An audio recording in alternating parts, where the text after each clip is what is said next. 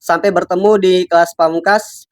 Insya Allah mudah-mudahan berkah, kita belajar bersama, kita berjuang bersama, dan insya Allah mudah-mudahan kita sukses bersama di Best Corporation.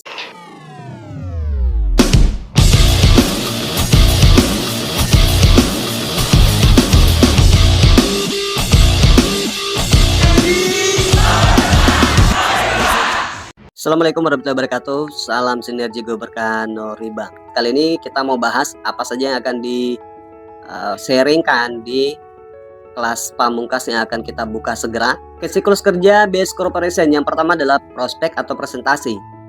Setelah itu kemudian melakukan sharing, dan kemudian melakukan duplikasi, dan terakhir training. Ini 4 siklus kerja yang mesti dikerjakan oleh mitra ataupun mentor di Best Corporation. Selanjutnya metode prospek. Nah, selama ini kawan-kawan saya yakin banyak yang kesulitan closing atau melakukan metode prospek.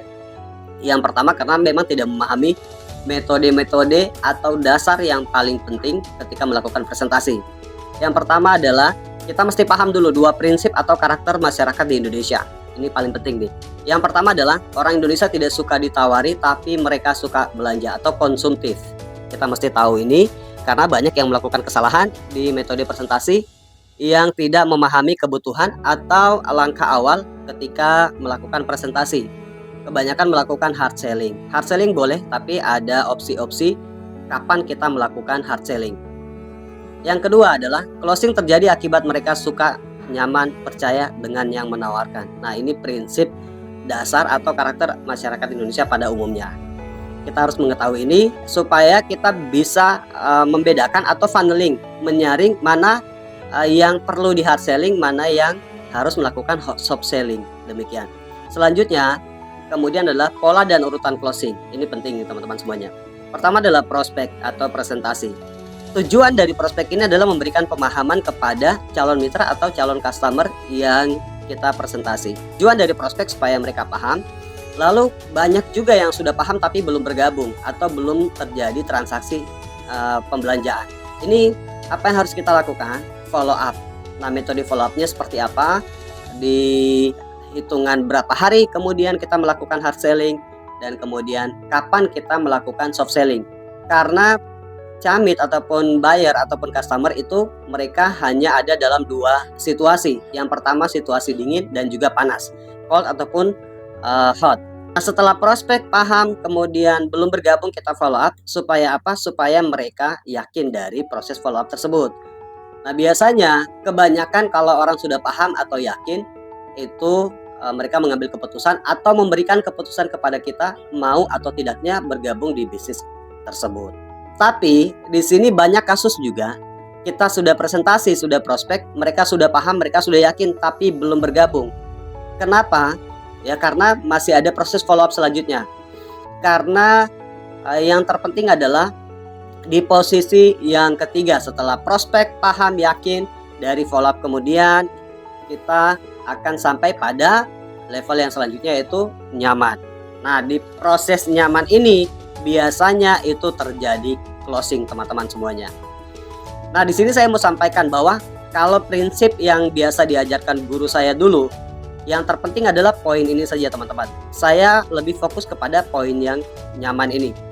Kenapa? Karena kalau camit atau calon customer kita sudah nyaman, maka camit tidak perlu yakin biasanya. Mereka tidak perlu yakin, tidak perlu paham.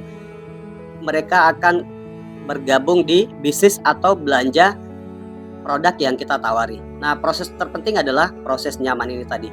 Saya lebih fokus kemana? Lebih fokus kepada nyaman ini, membangun kenyamanan atau ikatan emosional. Saya tidak perlu membuat mereka terlalu yakin dengan bisnis ini, kemudian membuat mereka terlalu paham. Tapi yang saya lakukan adalah bagaimana membangun ikatan emosional, kenyamanan atau bonding untuk kemudian terjadi closing. Setelah itu, ini yang paling penting teman-teman semuanya. Bahwa yang harus kita lakukan adalah silaturahmi terlebih dahulu, kemudian terjadi closing. Kebanyakan kita salah di sini. Banyak yang pengen closing dulu, baru kemudian menjalin yang namanya silaturahmi. Demikian. Oke, next selanjutnya. Metode prospek selanjutnya adalah ada nih teman-teman ya. Ada 3 hal yang paling penting.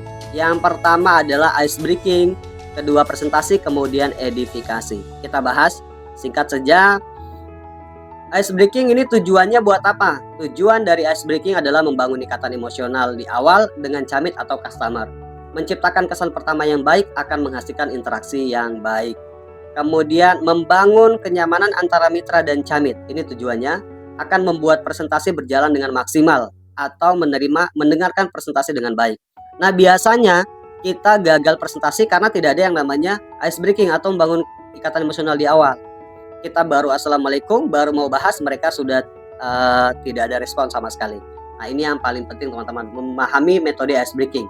Dasar dari ice breaking itu ada 7 langkah yang nanti kita insya Allah mudah-mudahan kupas tuntas di sharing pamungkas tersebut.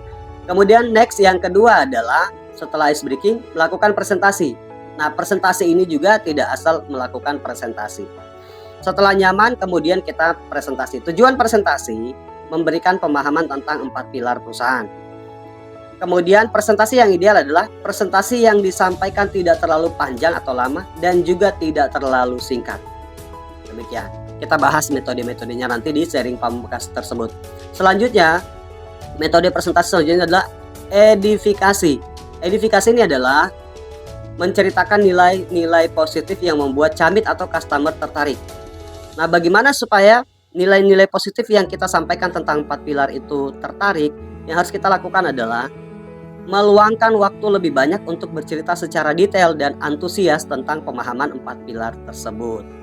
Biasanya banyak yang pengen closing tapi presentasinya atau edifikasinya itu tidak meluangkan waktu lebih banyak. Pengennya closing, pengen cepat-cepat. Nah, ini kesalahan yang biasa terjadi ketika mitra melakukan presentasi. Kemudian terakhir, edifikasi yang maksimal akan menciptakan trust, kenyamanan, dan keyakinan. Demikian. Oke, mungkin itu beberapa poin-poin dan masih banyak yang akan kita lakukan karena metode dari membangun bisnis network marketing adalah membangun jaringan dan juga membangun support system. Sampai bertemu di kelas pamungkas, dan ini kita sediakan hanya 35 kuota. Kelas ini akan dilakukan insya Allah full 1 bulan dan segera dimulai. Untuk info selengkapnya dan registrasi segera hubungi admin. Sampai bertemu di kelas pamungkas.